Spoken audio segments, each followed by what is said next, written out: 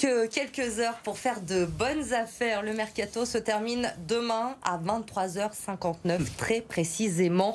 Hier, l'Olympique Lyonnais a officialisé le départ de Maxwell Cornet du côté de Burnley. On va faire le point évidemment sur ces dernières heures souvent agitées pour les clubs. Et pour faire le point, qui de mieux qu'Edouard G me rejoint sur ce plateau. Edouard, dites-nous tout, à quoi faut-il s'attendre? Est-ce que ça va encore bouger ou pas du côté de l'OL? Oui, ça va bouger, ça peut bouger, mais pas forcément sur la piste initiale et importante que voulait le staff. Je veux parler de Sardar Azmoun. Pas de Messi, c'est ça? Non, pas de Messi iranien à Lyon, tout simplement parce que il y avait beaucoup d'optimisme en fin de semaine dernière, tout simplement parce que les clubs, Lyon et le Zénith et le joueur, tout le monde était d'accord, sauf qu'il y avait un petit truc marqué en italique, la petite astérisque qu'il fallait bien lire. Le Zénith disait je libère ce joueur si j'arrive à trouver un remplaçant, un attaquant. Et malheureusement, cet après-midi, les dirigeants russes ont dit à leurs homologues lyonnais qu'ils n'avaient pas de remplaçant et du coup, qui fermait la porte pour le départ de Sardar Azmoun. Donc, un plan B est déclenché, en l'occurrence une piste franco-française avec le Montpellierin Gaëtan Laborde. Voilà pour ce qu'on peut imaginer en attaque.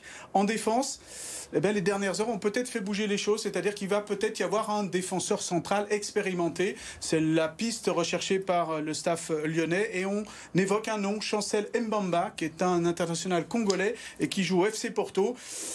27 ans, beaucoup d'expérience, mais le problème c'est qu'il y a le Real Madrid sur le dossier, donc il va falloir un petit peu rivaliser. La concurrence est rude là. C'est un dossier du coup compliqué.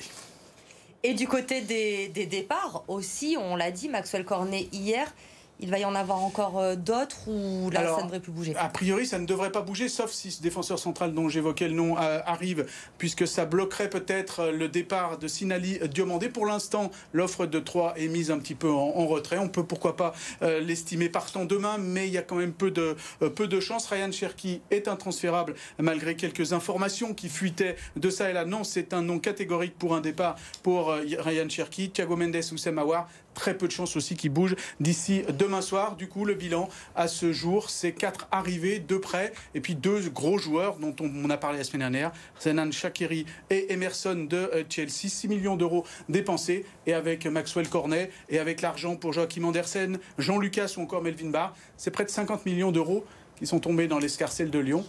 Peut-être de quoi faire un petit coup de folie d'ici demain soir. Un oui-non rapide, Edouard.